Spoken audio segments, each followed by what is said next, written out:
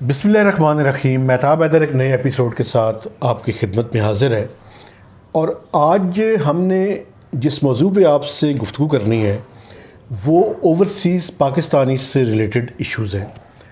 آپ کو پتہ ہے کہ اوورسیز پاکستانیز جو ہے وہ billions of dollars banking channel کے تھرو اپنی خون پسینے کی کمائی پاکستان واپس بھجواتے ہیں، اور اس خون پسینے کی کمائی جو ہے اس نے پاکستان کو ایکسٹرنل فرنٹ پہ ڈیفالٹ سے بچایا ہوا ہے۔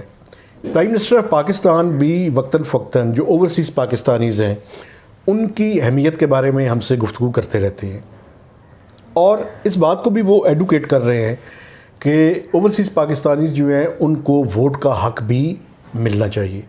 تو آج ہم نے ریکویسٹ کی ہے ڈاکٹر مبشر ملک صاحب سے کہ وہ ہمارے پاس آئیں اور ہم ان سے یہ گفتگو کریں کہ اوورسیز پاکستانیز جو محنت کر کے اپنی کمائی کو بینکنگ چینل کے ذریعے پاکستان واپس لاتے ہیں اور انویسٹمنٹ کرتے ہیں، تو ان کو کن مسائل اور کن مراحل سے گزرنا پڑتا ہے، اور ان کی بات، انہی کی آپ بیتی جو ہے، انہی کی زبانی جو ہے وہ ہم سنیں گے۔ ڈاکٹر صاحب تھینک یو ویری مچ، آپ نے مجھے ٹائم دیا۔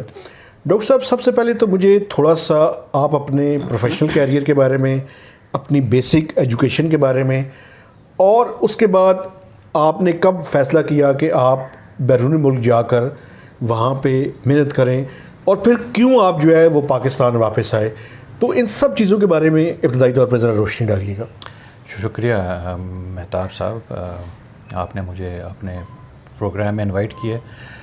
میں جی بنیادی طور پر میڈیکل کا ڈاکٹر ہوں، اور یہیں سے میں نے MBBS کیا، اور یہیں میں نے جاب شروع کی فیڈرل جو ہے گورنمنٹ میں۔ پھر میں آسٹریلیا گیا، وہاں میں نے اپنی پوسٹ گریجویشن کی پبلک ہیلتھ میں، اور اس کے بعد آ کے میں نے یہاں پہ جو ہے UN میں نے جوائن کیا، اور 15 سال میں نے کام کیا جو ہے UN کے ساتھ۔ اس کے 15 سال کے بعد میں نے 2014 میں جو ہے امریکہ کے لیے میں نے اپلائی کیا، اور ہم لوگ 2014 میں چلے گئے امریکہ۔ آپ نے امیگریشن لی؟ جی ہاں، میں نے جی امیگریشن لے لی، اور اس کے بعد لیکن خیر میں نے مطلب پاکستان کے ساتھ جو ہے تعلق میں نے اس کو نہیں چھوڑا، مطلب ہم لوگ آتے جاتے رہتے ہیں، لیکن میں نے بزنس شروع کیا وہاں پہ امریکہ میں، اور وہ اس طرح تھا کہ اس کا زیادہ تر کام جو ہے وہ یہاں پر پاکستان میں ہو رہا تھا۔ یہاں پہ ڈاکٹرز کو میں نے ہائر کیا، اور میں وہاں سے کانٹریکٹ لے کے کام میں یہاں پہ بھیجتا تھا۔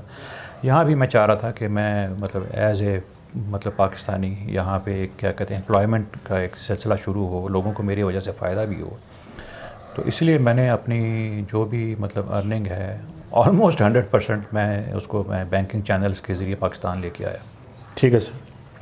پھر آپ نے یہاں پہ سر کچھ بزنس وینچر بھی کیا، تو اس کے بارے میں تھوڑی سی ڈیٹیل بتائیں، اور یہ بتائیں کہ وہ پھر کن مراحل سے آپ کو گزرنا پڑا۔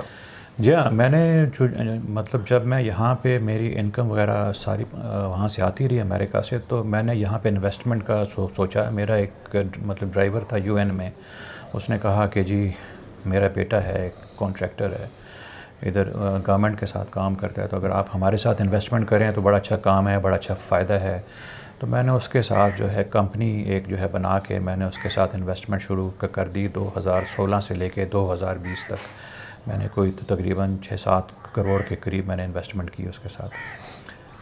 پھر کیا ہوا ڈاکٹر صاحب؟ وہ ایک طرح کا، اگر میں اس کو الیجلی فراڈ کہوں یا فورجری کہوں یا کیا کہوں، وہ کیا بیسیکلی ہوا آپ کے ساتھ اس بزنس میں؟ مہتاب صاحب، میرے ساتھ وہی کچھ ہوا ہے جو موسٹلی یہاں پر پاکستان اوورسیز پاکستانیوں کے ساتھ ہوتا ہے۔ آپ کیونکہ اوورسیز پاکستانیوں کو یہاں پر ایک لوکل کا کاؤنٹر پارٹ مطلب چاہیے ہوتا ہے، جس کے ساتھ مل کے آپ کچھ انویسٹمنٹ کرتے ہیں، کام کرتے ہیں۔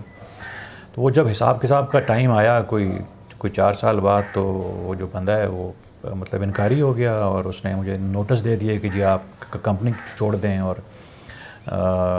مجھے کمپنی میں سے اس نے کوئی فراڈ کیا، فورجری کی، مجھے کمپنی سے نکال دیا، ڈائریکٹرشپ سے نکال دیا، ایک اور بینک کھول لیا، پیسے اس میں جس طرح ہوتا ہے جی۔ سو بیسیکلی میری انویسٹمنٹ جو ہے وہ بھی ابھی تک پوری واپس نہیں آئی ہے، منافع تو مطلب دور کی بات ہے۔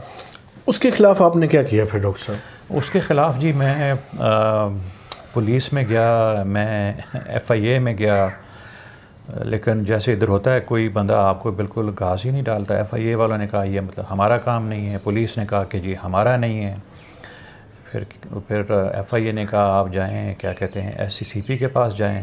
اچھا ڈاکٹر صاحب، اس میں درمیان میں ایک بات مجھے بتائیے گا، آپ نے پی ایم پورٹل پہ بھی اس ایشو کو جو ہے اٹھایا، تو وہاں سے کیا رزلٹ ملا آپ کو؟ میں نے پی ایم پورٹل پہ بھی لکھا جی، میں نے ایک دفعہ نہیں لکھا بلکہ 3 4 5 دفعہ میں نے لکھا، کچھ رزلٹ نہیں نکلا مہتاب صاحب۔ آپ حیران ہو گئے کہ پی ایم پورٹل سے کچھ بھی نہیں نکلا۔ اور یہ اسلام آباد کی بات میں آپ کو بتا رہا ہوں، اسلام آباد میں یہ لوگ اتنے وہ ہیں تکڑے ہیں، یہ جو ہیں بیوروکریسی والے، یہ اس پہ لکھ دیتے ہیں کہ جی پارشلی گرانٹیڈ، اس کو مل گیا، اس کو جو بھی تھا جو ہے ریلیف اس کا ہو گیا ہے، اور لیکن ایکچولی کچھ بھی نہیں ہوتا، وہ سب مطلب کاغذی کارروائی۔ اچھا ڈاکٹر صاحب، آپ پھر کورٹ کے پاس گئے، سیشن کورٹ میں، وہاں پہ کیا ہوا؟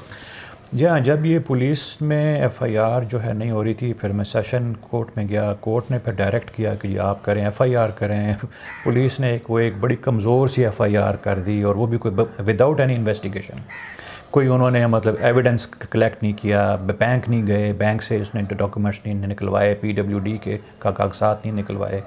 تو مجھے وہ سمجھ آ رہی تھی کہ یہ پولیس کا یہ ہے کہ بڑا ویک سا ایک مطلب ایف آئی آر کاٹ کے تو کورٹ میں جب جائے گا تو جب ظاہر ایویڈنس ہی نہیں ہوگا، کیونکہ انویسٹیگیشن ہی نہیں ہوئی، تو وہ یہ تو خیر یہ پولیس والا تھا۔ پھر اسی طرح مطلب اس میں ایف آئی اے میں بھی آپ نے اپلیکیشن دی؟ ایف آئی اے میں بھی ان کے پیچھے میں پڑا رہا، they were not doing anything. وہ کبھی مجھے کہیں ہمارا کیس نہیں ہے، کبھی کہیں کہ ایس سی سی پی جائیں، ایس سی سی پی والے کہتے ہیں کہ جی ہمارا نہیں ہے، پولیس کہتی ہے ہمارا نہیں ہے، ایف آئی اے کہتے ہیں ہمارا نہیں ہے۔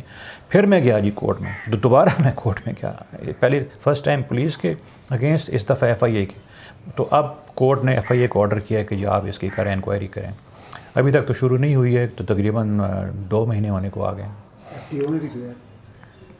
پھر میں وہ جو ہے فیڈرل اومبڈس پرسن اس کے پاس بھی گیا، میں منسٹرز ہیں، اوورسیز منسٹرز، انٹیریئر منسٹر اور پرائم منسٹرز انسپیکشن کمیشن، ان کو بھی میں نے لکھا، کوئی نہیں سنتا، نو ون از انٹرسٹڈ۔ یہ اوورسیز پاکستانیوں کو لیے ان کو صرف ہمارا